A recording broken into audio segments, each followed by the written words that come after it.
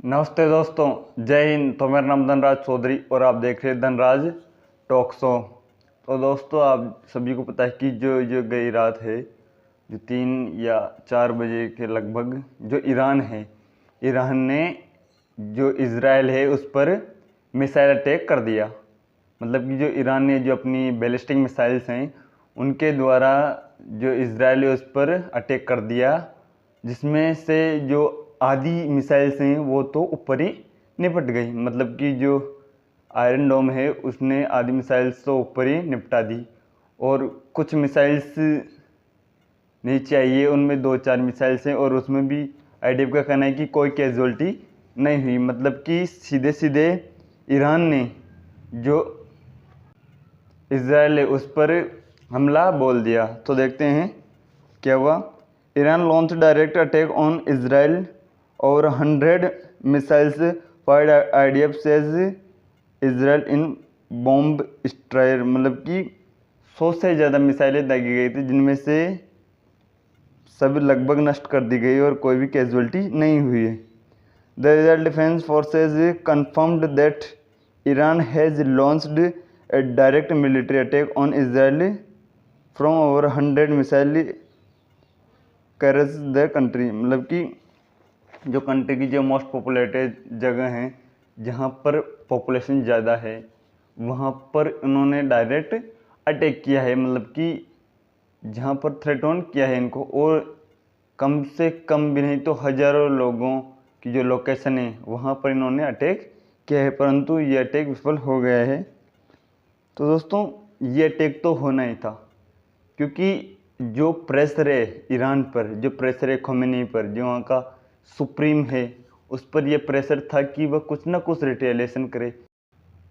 क्योंकि जो जिहाद का गाजर खिला रखा है सबको, तो उस गाजर का कोई रिटेलिएशन तो होगा। क्योंकि अगर सबको हम जिहाद का गाजर खिला देंगे और खुद ही उसका रिटेलिएट नहीं करेंगे, तो फिर बड़ी दिक्कत हो जाती ईरान के लिए, जो वहाँ का सुप्रीम खमेनी है उसके लिए। क्योंकि ये जो गाजर है उसे खुद भी तो खाना है जिहाद का। अगर खुद ही जिहाद नहीं करेगा, खुद ही यहूदियों के ऊपर कुछ एक्शन नहीं लेगा, तो बाकी कैसे लेंगे। तो उन्होंने कहा है कि जो ये एक्शन है वह जो हिजबुल्ला है उसके रेस्पॉन्स में लिया गया है। कि जैसे क्या कहा है, ईरान से स्ट्राइक और response to campaigning against Hezbollah leadership. मतलब कि जो हिजबुल्ला के लीडर को जो ठोका था, उसके ऊपर जो बमबारी की थी, उसका इन्होंने रेस्पॉन्स किया है। जो पैलेस्टीनियन से वहाँ पर जो अत्याचार हो रहा है उनका इन्होंने रेस्पॉन्स दिया है, तो का कहना है।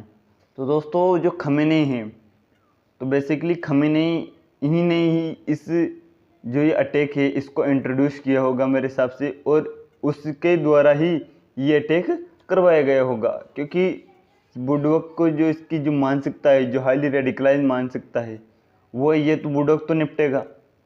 क्योंकि अगर ये इसने किया होगा तो आईडीएफ इसको छोड़ेगी नहीं। ये चाहे कोई से भी विल में जाके छुपे, आईडीएफ इसको वहाँ से घसीटते हुए इसकी गर्दन पकड़ के इसको मरोड़ के फेंकेगी। मतलब कि इसे न्यूट्रलाइज करेगी ही करेगी। परंतु जो वहाँ के आम लोग हैं, जो आम इजरायलीज हैं, उनके लिए भी इसने मुसीबत खड़ी कर दिए। और अभी बेंजामिन नेतन्याहू उन्होंने कहा था कि जो फ्रीडम है ईरान की, जो वहाँ की स्वतंत्रता है वहाँ के लोगों की, वह नज़दीक है। मतलब कि उन्होंने अनडायरेक्टली खोमेनी के ऊपर पॉइंट आउट किया था कि खोमेनी को हम निपटा सकते हैं। और दोस्तों, खबर तो ये भी आ रही कि जो खमेनी है वो कंटिन्यू अपनी लोकेशन बदल रहा है, आज इधर कल इधर कल इधर। परंतु ये लोकेशन कितनी ही बदले, क्योंकि जो हिजबुल्लाह का जो नसरल्ला है टॉप लीडर, उसने भी तो अपनी लोकेशन बदली थी, वो भी तो निपट गया।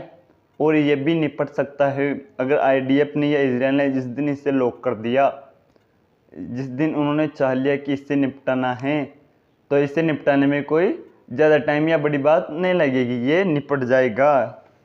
और जो इजराइल है, इजराइल की तो एक पॉलिसी रही है टिट फॉर टेट, मतलब कि जैसे को तैसा। अगर आप इजराइल पे अटैक करोगे, अगर आप आम इजरायली या आप इजराइल की किसी भी जगह पे किसी भी नागरिक पे अटैक करोगे और आप ये सोचो कि इजराइल रिटेलिएट नहीं करेगा, तो ये आपकी सबसे बड़ी बेवकूफ़ी है, क्योंकि इजरायली आज नहीं कल नहीं वो रिटालिएट करेंगे ही करेंगे, ये 100% श्योरिटी है। ये उनका इतिहास है कि उन्होंने जो भी उन पर मुसीबत बनाई या फिर जिन्होंने भी उस पर अटैक किया इजराइल पर, उनका जामनाम सत्य या फिर उनका टिकट कटा ही कटा है। तो अगर खमेनी का इसमें हाथ है या जिन जिन लोगों का इसमें हाथ है, उनका तो टिकट कटेगा ही कटेगा, ये तो फिक्स मान के चलो। और वहाँ पर जो उनका स्पोक्स पर्सन है आईडीएफ का, उन्होंने भी कहा है कि ये जो ईरान ने किया है इसका बदला वह लेके रहेंगे या फिर इसकी भारी कीमत चुकानी पड़ेगी। और जो दोस्तों ये भी बात हो रही कि जो ईरान ने जो टारगेट लॉक किए थे उनमें यरूशलेम भी था। जो यरूशलेम जगह है वो स्ट्रेटेजिकली बहुत ही महत्वपूर्ण मानी जाती है for the Christian, for the Muslims and for the juice, because वहाँ पर जो यरूशलेम है, इनका ये मानना है कि जो यहाँ का जो धर्म है, जो रिलीजन है, वो पैसिफिक रूप से वहाँ पर बहुत ही धार्मिक रूप से भावनाएं जुड़ी हुई, जो वहाँ से ही ये जो जूस, क्रिश्चियन और जो मुस्लिम है वो वहाँ से ही पैदा हुए हैं। तो एक तरह से ये इक्वल है हिंदुज़म में, जैसे काशी या फिर मथुरा होते हैं ना, उसी तरह ये इन रिलीजन में, वैसे यहूदी में तो बहुत महत्वपूर्ण मानी जाती है, परंतु इन तीनों रिलीजन में महत्वपूर्ण जगह मानी जाती है। उसके आसपास भी जो पाक जगह हैं उसके आसपास भी इनकी मिसाइल से वो ओवरलुक हुई है, मतलब कि जो दिखाई दी है। तो देखते हैं क्या कहा है।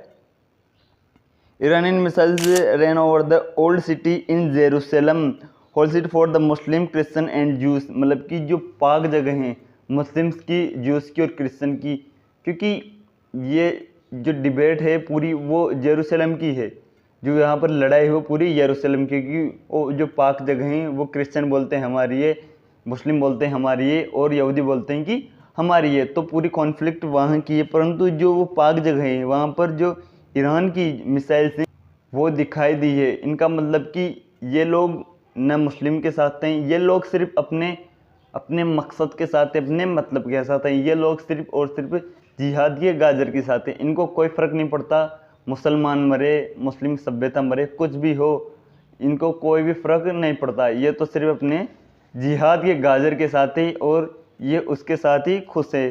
नहीं तो जेरूसलम में इनको स्ट्राइक करने की या फिर इसके आसपास जो बमबारी करने की ज़रूरत ही नहीं थी, क्योंकि ये मुस्लिमों की भी पाक जगह हैं, ना कि जूस और क्रिश्चियन, ये मुस्लिमों की भी बहुत पाक जगह मानी जाती है। तो इस अटैक के बाद आईडीएफ ने कहा है कि वह अपने हिसाब से इस अटैक का जवाब देंगे, मतलब कि उनका टाइम उनके हिसाब से वह जवाब देंगे। देखते हैं क्या कहा है। Iran attack is several and dangerous escalation. There will be consequences. We will respond whenever and however we choose. मतलब कि कैसे और कब ये हम डिसाइड करेंगे according with the director of the government of Israel, मतलब कि जो इजराइल के डायरेक्टर उन्होंने कहा है कि ये हम चूज़ करेंगे कि कब, कहाँ और कैसे इसका जवाब देना है। मतलब कि ये तो उस फिल्म के डायलॉग की तरह होगा कि जगह भी हमारी और टाइम भी हमारा, लेकिन शूट आउट हम करेंगे। ये तो उस डायलॉग की तरह बोल दिया इन्होंने कि जगह भी हमारी और टाइम भी हमारा। तो इजराइल डेफिनेटली इसका रिटालिएशन करेगा, परंतु ये देखना दिलचस्प होगा कि रिटालिएशन कैसा होगा। क्या ये बड़े स्तर पर युद्ध की तैयारी होगी या फिर पहले की तरह ही सिर्फ कुछ मिसाइल्स को गिराकर ये रिटालिएशन पूरा किया जाएगा। तो ये आईडीएफ ये ऑपरेशन करेगी ही करेगी, क्योंकि आईडीएफ के जो 5th जनरेशन फाइटर जेट हैं F-35 वो वहाँ चंद मिनटों में पहुँचेंगे। वो पहुँचेंगे ईरानियों को पता तक नहीं लगेगा, बम उड़ा के टप यहाँ बैठ के आराम से उनके पायलट कॉफ़ी पी रहेंगे और पता लगा कि 2-4 निपट गए ईरान में। तो ये होकर रहेगा, पर ये होगा कब नोबडी नोज, ये पर जल्द होगा। तो दोस्तों आज तक के लिए यहीं, मिलते हैं कल, तब तक के लिए बने रहिए। और हाँ, अगर हमारा वीडियो अच्छा लगा तो वीडियो को लाइक कीजिए और चैनल को सब्सक्राइब करना ना भूलिए। और वीडियो कैसा लगा कमेंट करके ज़रूर बताइएगा। तब तक के लिए बने रहिए। जय हिंद, वंदे मातरम, भारत माता की जय।